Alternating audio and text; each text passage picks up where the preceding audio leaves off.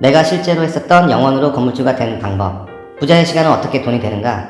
박상현 작가의 책 중에서. 전세 제도는 전 세계에서 유일하게 우리나라에만 있는 부동산 임차 계약 제도라고 합니다. 사실 계약은 당사자가 서로 합의하고 불법적인 요소만 없다면 그 내용이 어떠하든 성사되는 것이 당연합니다. 따라서 사회가 이미 정해놓은 전세 혹은 월세와 같은 형태뿐만 아니라 그 어떤 형태의 계약으로도 부동산 임차 계약은 이루어질 수 있습니다. 저는 이 생각으로 특이한 구조의 임대차 계약을 해 건물주가 되었습니다. 지금으로부터 10여 년 전 한강으로 저녁 산책을 가던 길에 전체가 공실처럼 보이는 건물을 하나 발견했습니다. 그 건물을 보자마자 이 건물 괜찮은데? 왜 공실이지? 이 건물 내가 사야겠는데? 라는 생각을 했습니다. 그리고는 얼마 후 건물주와 만나 가격을 흥정하기 시작했습니다.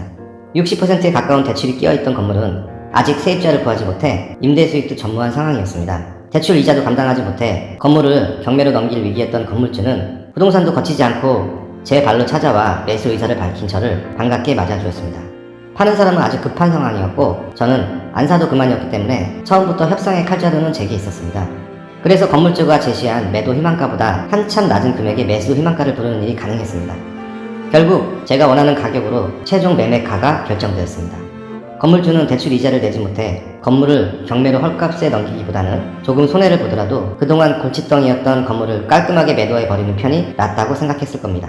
매매가 협상이 끝난 후 저는 이렇게 얘기했습니다. 그런데 한 가지 문제가 있어요. 건물주는 말끝을 흐리는 저에게 이 건물을 팔아치울 수만 있다면 악마에게 영원이라도 팔 수 있다는 표정을 지으며 그 어떤 문제든 해결해줄 용의가 있다는 듯 온화한 말투로 물어보았습니다. 무슨 문제요? 저는 아주 당당하게 이렇게 말했습니다. 제가 돈이 없어요.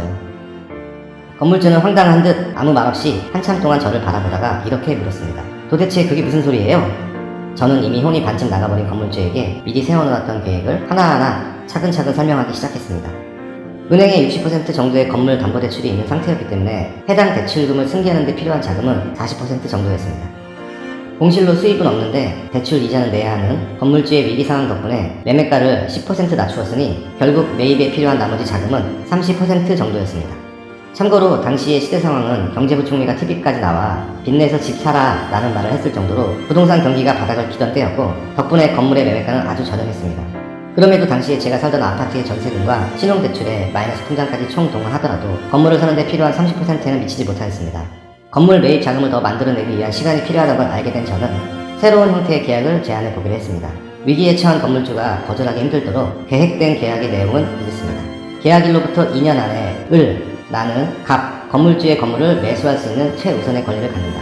지금 당장은 건물을 살 돈이 없지만 늦어도 2년 안에는 꼭 사겠다는 얘기입니다. 해당 계약에는 이미 협상을 끝낸 매매가도 정확히 명시해 두었는데 사실 이것은 저에게 훨씬 더 유리한 조항이었습니다. 2년 안에 건물의 시세가 더 하락할 경우 안 사면 그만이었기 때문입니다. 하지만 건물주에게도 유리한 조항이 있었습니다. 건물주의 건물을 매수하기 전까지 임차를 하고 월세를 지불하기로 한다. 건물주의 입장에서는 계약 즉시 건물을 통째로 임대하게 되는 셈인지라 대출 이자를 내고도 오히려 약간의 수익이 발생하는 상황이었습니다. 그러니 매매 성사까지 기다리기 수월하리라 생각했을 것입니다. 저 역시도 당장 건물을 매수하면 대출 이자를 내야 하기에 이 이자를 건물주에게 지급하나 은행에 지급하나 별 차이는 없었습니다. 결국 계약은 성사되었고 저는 얼마 후 건물주가 될 수 있었습니다. 그리고 10여 년이 지난 2024년 현재 건물의 가격은 그때보다 3배 이상 올랐고 대출금은 0원입니다. 월세와 매매가 혼재된 특이한 구조의 이 계약 형태는 사실 우리 주위에서 흔히 이루어지고 있습니다. 정수기나 공기청정기를 렌탈하는 경우 고객은 2년 혹은 3년 정도의 계약 기간 동안 월세와 비슷하게 매월 렌탈료를 지불하다가 계약이 만료되면 회사로부터 소유권을 이전받습니다. 자동차 리스나 장기 렌트의 경우에도 계약 기간 동안 월 이용료를 지불하다가 계약 종료 시점에서는 차량을 반납할지 아니면 인수할지 직접 결정하게 됩니다. 저는 정수기 렌탈이나 리스를 할 때 이루어지는 계약의 형태를 건물을 매수하는 데 이용했던 것입니다.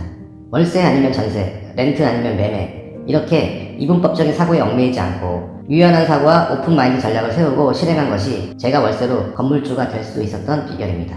빚은 나쁜 것이라는 고정관념에 얽매이지 않고 풀 레버리지로 건물을 살 수 있었던 것은 인플레이션으로 인해 돈의 가치가 하락하게 되면 은행에 진 빚의 가치 역시 하락하게 된다는 유연한 사고 덕분이었습니다.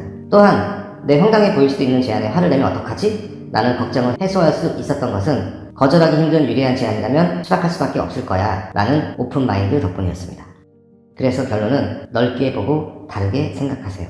안 되는 일은 많지 않습니다.